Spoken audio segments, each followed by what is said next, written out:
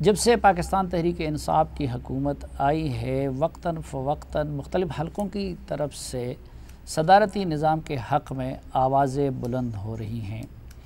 کئی T V anchors اور column نگار بھی وقتاً فوقتاً اس کو موضوع بحث بناتے ہیں، اور آج کل جب کہ دو افراد پراسرار طور پر اعلیٰ عدالتوں میں گئے اور وہاں پہ انہوں نے مطالبہ کیا کہ سپریم کورٹ آف پاکستان وزیر اعظم پاکستان کو حکم دے کہ وہ پارلیمنٹ کے ذریعے ریفرینڈم کا فیصلہ کروائے صدارتی نظام کے بارے میں، تو اس کے بعد ایک بار پھر یہ موضوع ہماری سیاست اور صحافت کا گرم اور ہاٹ ایشو بن گیا ہے۔ حکومتی حلقوں میں ابھی تک پرائم منسٹر آف پاکستان نے خود اس طرح کا کوئی ارادہ ظاہر نہیں کیا، جبکہ صدر عارف علوی نے گزشتہ روز ایک انٹرویو کے دوران کہا کہ وہ پارلیمانی نظام کے حق میں ہیں، لیکن حکومتی صفوں میں اور پاکستان تحریک انصاف کی صفوں میں ایک نمایاں نام جو کافی عرصے پہلے سے صدارتی نظام کے حق میں بول رہے ہیں، وہ خیبر پختونخوا کے گورنر جناب شاہ فرمان صاحب ہیں۔ آج سے 1.25 سال پہلے بھی ہمارے ساتھ ایک انٹرویو میں انہوں نے صدارتی نظام کی بات کی تھی، اور اب آئین کے جس آرٹیکل کو بنیاد بنا کے دو افراد سپریم کورٹ آف پاکستان میں گئے ہیں، انہوں نے بھی آئین کے اسی آرٹیکل کا حوالہ دیا تھا، اور انہوں نے بھی وہ طریقہ کار تجویز کیا تھا جو کہ اب ان دو افراد نے سپریم کورٹ آف پاکستان میں بطور دلیل پیش کیا ہے۔ تو آج کے جرگے میں ہمارے ساتھ ہیں خیبر پختونخوا کے گورنر جناب شاہ فرمان صاحب۔ بہت شکریہ شاہ فرمان صاحب، اور سب سے پہلے میں چاہوں گا کہ اب تو کچھ اور لوگ بھی بولنے لگے ہیں، لیکن 19 اپریل 2019 کو ہمارے ساتھ انٹرویو میں جب آپ نے پہلی بار یہ شوشہ چھوڑا تھا صدارتی نظام کا، تو ذرا ہم وہ دیکھنے والوں کو دکھانا اور سنانا چاہتے ہیں۔ جو پارلیمانی نظام کے اندر جو میجورٹی آپ نے رکھنی ہوتی ہے اور اس میجورٹی کے لیے آپ نے جتنے کمپرومائز کرنے ہوتے ہیں، اس کے بڑے نقصانات میری ذاتی رائے میں سامنے ایک ہے۔ دوسری بات یہ ایفیشینٹ گورنمنٹ کے لیے آپ کے پاس ایک اختیار ہونا چاہیے کہ آپ پورے پاکستان میں کمپیٹنٹ لوگوں کو اپنے ٹھیک، یہ تو سب کچھ آپ نے بیان کر دیا۔ میں یہ کہہ سکتا ہوں کہ شاہ فرمان صاحب ذاتی لحاظ سے پاکستان کے لیے پارلیمانی کی بجائے صدارتی نظام کو زیادہ سوٹیبل سمجھتے ہیں؟ میں اپنے کلچر کے مطابق امینڈمنٹ کے ساتھ بالکل میرا خیال کہ پریزیڈنشل سسٹم یہاں پر بہتر رہے گا، ایفیشنٹ رہے گا، کرپشن کی کمی ہوگی، بلیک میلنگ نہیں ہوگی، فیڈریٹنگ یونٹس کو پروٹیکشن ملے گی، ٹھیک، ایکول اپورچونٹیز فار آل ہوگی۔ اس کی جو قانونی پوزیشن جو لوگ اس کو کنفیوز کر رہے ہیں کہ کانسٹیٹیوئنٹ اسمبلی چاہیے، وہ ایک سمپل سی بات ہے کہ آئین کے اندر آرٹیکل 48 کے اندر کلاس 6 کے اندر ہے کہ اگر پرائم منسٹر جوائنٹ سیشن یعنی سینٹ اور نیشنل اسمبلی کو بٹھا کے ان سے کہیں کہ کیا صدارتی نظام ملک کے اندر اگر ہو تو اس کے اوپر ریفرینڈم کرا سکتے ہیں، ہونا چاہیے کہ نہیں، یہ اختیار پارلیمنٹ کا ہے۔ ٹھیک، کہ پارلیمنٹ یہ فیصلہ کر لیں کہ ریفرینڈم ہوگا یا نہیں ہوگا، ہونا چاہیے یا نہیں ہونا چاہیے۔ اگر ایک چیز پہ آپ اتنا کنونس ہیں میں اتنا کہہ سکتا ہوں، نظام اگر پارلیمنٹ فیصلہ کرے اور اگر ریفرینڈم ہو تو میں اپنا ووٹ پریزیڈنشل سسٹم میں یس کا کہوں گا۔ شاہ فرمان صاحب، آپ کے قائد عمران خان صاحب نے ابھی تک ایسی کسی خواہش کا اظہار نہیں کیا ہے، ان کی طرف سے کوئی ایسا ارادہ ظاہر نہیں کیا گیا ہے۔ جو آپ کے باس ہے صدر مملکت عارف علوی صاحب، انہوں نے پارلیمانی نظام کے حق پہ اپنی رائے دی ہے، تو شاہ فرمان صاحب کو یہ شاہی فرمان کہاں سے صادر ہوا تھا کہ وہ صدارتی حق میں آج سے 1.25 سال پہلے بولنے لگے؟ اچھا، بسم اللہ الرحمن الرحیم۔ شکریہ سلیم صافی صاحب۔ 19 اپریل 2019 کو پروگرام ہوا تھا۔ میں ذرا آپ کو بتاؤں کہ یہ چونکہ ایک پولیٹیکل ورکر کی حیثیت سے لڑے ہیں جلوس جلسے لڑائی جھگڑے، ویسے بھی سلیم صاحب کو پتہ ہے مونچھیں چوڑی ہیں، تو کسی کو یہ نہیں پتہ کہ گورنر صاحب کو پڑھے لکھے ہے بھی کہ نہیں۔ میں آپ کو صرف آج بتا دوں کہ چونکہ میں لاء گریجویٹ ہوں، کانسٹیٹیوشنل لاء میرا میجر ہے، ورلڈ کانسٹیٹیوشنز میں نے پڑھے ہیں۔ جب اپریل کی آپ بات کر رہے ہیں 2019 کی، تو جب پی ٹی آئی کی حکومت آئی تو لوگوں کو یہ تو یقین ہے کہ پرائم منسٹر صاحب کی نیت صحیح ہے، کام وہ سیریسلی کر رہے ہیں، کرپٹ نہیں ہے، لیکن پروگرس نہیں دکھائی دے رہا، تو لوگوں نے ویسے نظام کی تبدیلی کی بات شروع کی۔ ان دنوں لوگوں نے اس کو بڑا کمپلیکیٹڈ بنایا کہ 2/3 میجورٹی چاہیے، کانسٹیٹیوئنٹ اسمبلی چاہیے۔ میں نے ایک کانسٹیٹیوشنل لاء کے حوالے سے ایک کانسٹیٹیوشن ایک پوائنٹ کے اوپر بات کی کہ اگر لوگ چاہتے ہیں کہ نظام تبدیل ہو تو طریقہ کار یہ ہے۔ اس وقت اس کنٹیکسٹ میں بات ہوئی تھی۔ اب جو لوگ پیٹیشن میں چلے گئے ہیں تو انہوں نے وہی آرٹیکل وہی طریقہ کار اپنایا، لہٰذا اس کے اوپر آج بات ہو رہی ہے۔ جہاں تک نہیں، اب پہلے وہ جو 2 بندے گئے ہیں کورٹ میں، ان کے آرگومنٹس بھی وہی ہیں، انہوں نے آئین کے جس آرٹیکل کا حوالہ دیا ہے وہ بھی وہی ہے جو آپ نے دیا تھا۔ آگے انہوں نے بلکہ دونوں نے اپنے پٹیشن میں قرآن کی جو آیت کوٹ کی ہے وہ بھی دونوں ہیں۔ اور تو یہ کیا محض اتفاق ہو سکتا ہے کہ شاہ فرمان صاحب اور اب وہ 2 غیر معروف سے اور نامعلوم سے افراد جو کورٹ میں گئے ہیں، ان سب کے آرگومنٹس اور دلائل دیکھیں نا، آپ کا آئین کلیئر ہے، اب کوئی انکانسٹیٹیوشنل بات تو نہیں کر سکتا نا۔ ایک قانون ہے، اس قانون کو سب بھی وہی کہیں گے کہ یہ قانون ہے۔ اب نہ تو میں نے اپنی طرف سے کوئی بات کی ہے، میں آپ کو یہ تسلی دیتا ہوں کہ ایک بندے کا نام مجھے آتا ہے جو پٹیشنر ہے کہ اس کا نام طاہر عزیز خان ہے، دوسرے کا مجھے نام بھی نہیں آتا، اور آپ جس طرح تسلی کر لیں میں دونوں میں سے کسی کو نہیں جانتا، نہ میں شکل سے پہچانتا ہوں، نہ میرا اس کے ساتھ۔ میں صرف آپ کو یہ بتا دوں کہ اگر ایک چیز کی میں نے ایکسپلینیشن دی ہے کانسٹیٹیوشنل لاء کے حوالے سے، اور وہ کسی نے ایکسیپٹ کر لیا ہے، اس پلی کو وہ لے کے گئے ہیں سپریم کورٹ میں، تو اگر سچ کو بندہ سچ کہے یا حقیقت کو حقیقت کہیں تو اس میں سلیم صاحب میرا تو کوئی قصور نہیں ہے۔ یہ تو میری ویو پوائنٹ کی انڈورسمنٹ ہے، لیکن آج اس کے اوپر جس کنٹیکسٹ میں بات ہوئی تھی وہ یہ تھی کہ لوگ یہ سمجھ رہے تھے کہ کیا یہ سسٹم کے اندر فلاح ہے کہ جو سسٹم کو تبدیل کیا جائے۔ تو سسٹم کی تبدیلی کی جو بات ہوئی تو بہت سارے لوگوں نے کہا کہ یہ بات نہ کریں اور یہ بڑا کمپلیکیٹڈ ہے اور امپاسبل ہے۔ تو میں نے کہا کہ یہ آسان طریقہ ہے۔ اچھا، یہ جو پٹیشنر گئے ہیں انہوں نے کہا کہ یہ پرائم منسٹر کا اختیار ہے، لیکن آرٹیکل 184 سب کلاس 3 کے اندر یہ سپریم کورٹ کی ذمہ داری بنتی ہے کہ فنڈامنٹل رائٹس کو انشور کرے۔ تو سپریم کورٹ سے استدعا کی گئی ہے کہ چونکہ سپریم کورٹ نے فنڈامنٹل رائٹس کو انشور کرنا ہے اور یہ مسئلہ فنڈامنٹل رائٹس کے ساتھ ایسوسیٹڈ ہے، لہٰذا سپریم کورٹ پرائم منسٹر کو کہیں کہ وہ اپنا یہ اختیار ایکسرسائز کرے تاکہ فنڈامنٹل رائٹس کے ریکوائرمنٹس پورے ہو جائیں۔ جہاں آپ نے اسی وقت بھی پوچھا تھا، میں ذاتی رائے، کیونکہ اس کے اوپر پارٹی میں بحث نہیں ہوئی، کسی فورم کے اوپر پارٹی کے اندر، کسی کور کمیٹی کے اندر، یا جہاں بھی کوئی اس کے اوپر بات ہی نہیں ہوئی، نہ پرائم منسٹر صاحب نے اس کے حوالے سے کوئی بات کی ہے، نہ کوئی انسٹرکشن دی ہے۔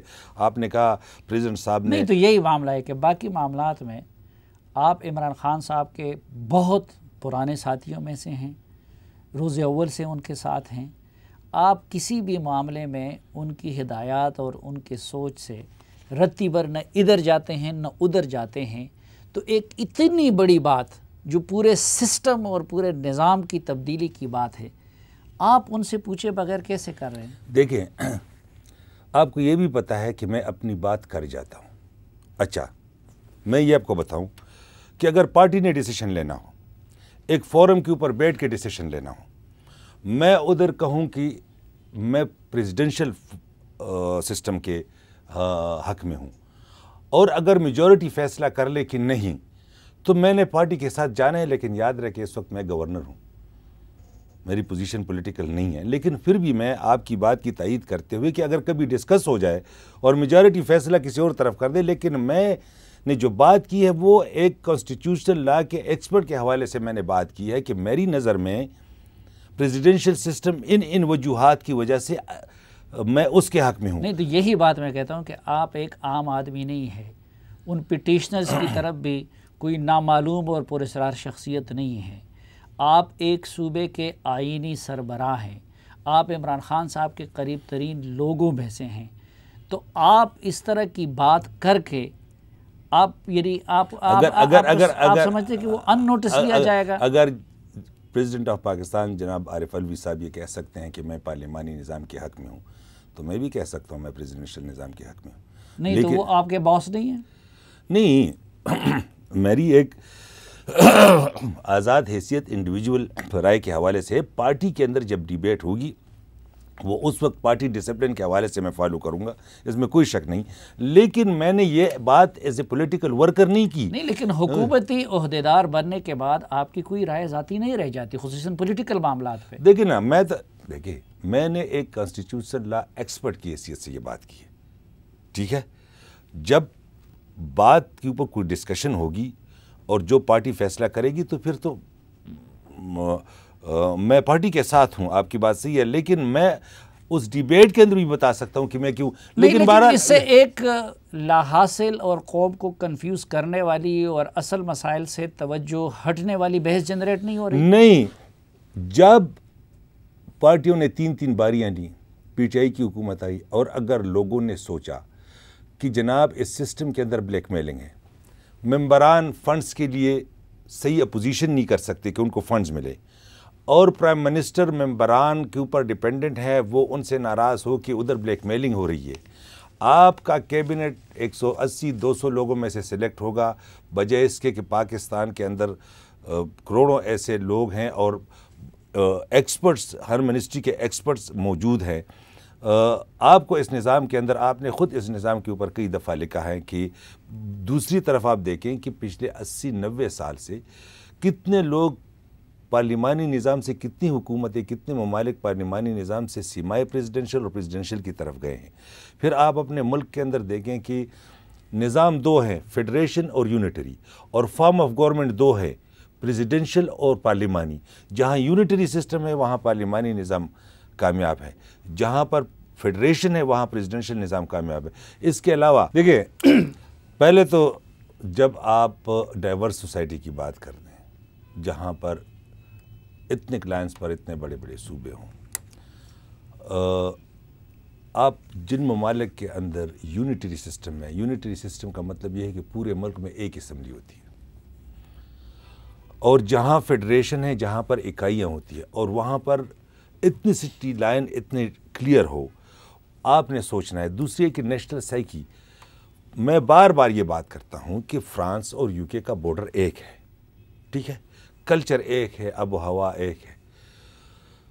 فرانس کے اندر جب تک نظام پریزیڈنشل سیمائے پریزیڈنشل کی طرف نہیں گیا تھا، پارلیمانی کہ اس کے اندر اتنی ہارس ٹریڈنگ تھی کہ 9 مہینے ایوریج حکومت ہوتی تھی. تو وہاں ریٹن کانسٹیٹیوشن لوگ فالو نہیں کرتے تھے. بارڈر کے اوپر ایک ملک کے جو روایات سے نہیں ہٹ رہے، جن کا ریٹن کانسٹیٹیوشن. لیکن فرانس کا تو مکمل پریزیڈنشل نہیں ہے. نہیں، دیکھو میں یہ کہہ رہا ہوں کہ ادھر اگر ایک مسئلہ تھا، برطانیہ کے اندر وہ مسئلہ نہیں تھا، لیکن فرانس کے اندر تھا.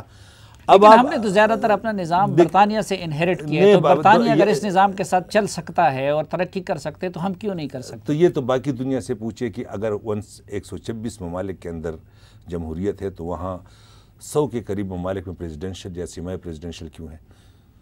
وہ سارے دیکھیں، لیکن اتنا ڈائیورس کنٹری، دیکھو، اور جو ڈائیورس کنٹری دیکھیں اس وقت آپ کو پتہ ہے کہ آپ کے ملک کے اندر آلریڈی 30%.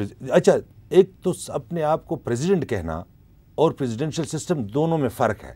اگر کوئی کہہ دے نا، اکثر لوگ ایوب خان صاحب کا نام لیتے ہیں، indirectly elected chief executive of the country, اگر آپ کو اپنے آپ کو صدر کہیں تو یہ الگ بات ہے. پریزیڈنشل سسٹم لوگوں کو اس میں تمیز کرنا چاہیے. دیکھیں، نہیں، میں آپ کو بتاؤں کہ دیکھو، آپ کا نظام فیڈریشن ہے، اکائیاں ہیں. اس وقت آپ کے ملک کے اندر 20-30% آلریڈی پریزیڈنشل سسٹم ہے. مثال کے طور پر پارلیمانی نظام میں اپر ہاؤس نہیں ہوتا، پارلیمانی نظام میں اپر ہاؤس نہیں ہوتا. ہمارے ہاں سینٹ ہے ود ایکول ریپریزنٹیشن. پارلیمانی نظام میں جوڈیشری کے پاس جوڈیشل ریویو کا اختیار نہیں ہوتا. وہ جو قانون بنا دے وہ فائنل ہے. ہمارے سپریم کورٹ کے پاس بھی جوڈیشل ریویو کا اختیار ہے. Like American supreme court. یہ پریزیڈنشل فارم آف گورنمنٹ کی جو ہے وہ لیکن کیا آپ نہیں ایک منٹ پہلے تو یہ بتائیے کہ آپ جو پریزیڈنشل سسٹم پروپوز کر رہے ہیں آپ کے ذہن میں کون سا ماڈل ہے؟ امریکی ماڈل ہے، فرانسیسی ماڈل ہے یا ترکی کا ماڈل ہے؟ دیکھیے کوئی بھی مین تو 3 قسم کے سسٹم ہیں فارم آف گورنمنٹ ہیں، پارلیمانی، پریزیڈنشل اینڈ سیمائی پریزیڈنشل. اور پھر ہر نظام اس ملک کے geography, culture, traditions, political psyche کے ساتھ ان لائن ہے. آپ کوئی بھی دنیا کا نظام دوسرے نظام کی طرح نہیں ہے. فار ایگزامپل میں آپ کو بتاؤں، نہیں لیکن ادھر میں اس پہ آتا ہوں. فار ایگزامپل کوئی بھی آپ نظام پاکستان کے اندر لے آئے، جسی طرح بھی آپ نے اپر ہاؤس کو اختیارات دینے ہیں، لوور ہاؤس کو اختیارات دینے ہیں، یونٹس کو اختیارات دینے ہیں، chief executive of the country کو اختیارات دینے ہیں. یہ مختلف اختیارات جو مختلف سسٹم میں ہوتے ہیں. 2 چیزیں آپ ڈینائی نہیں کر سکتے، یہ دنیا کے اندر کہیں بھی نہیں ہے، پاکستان کے اندر ہے.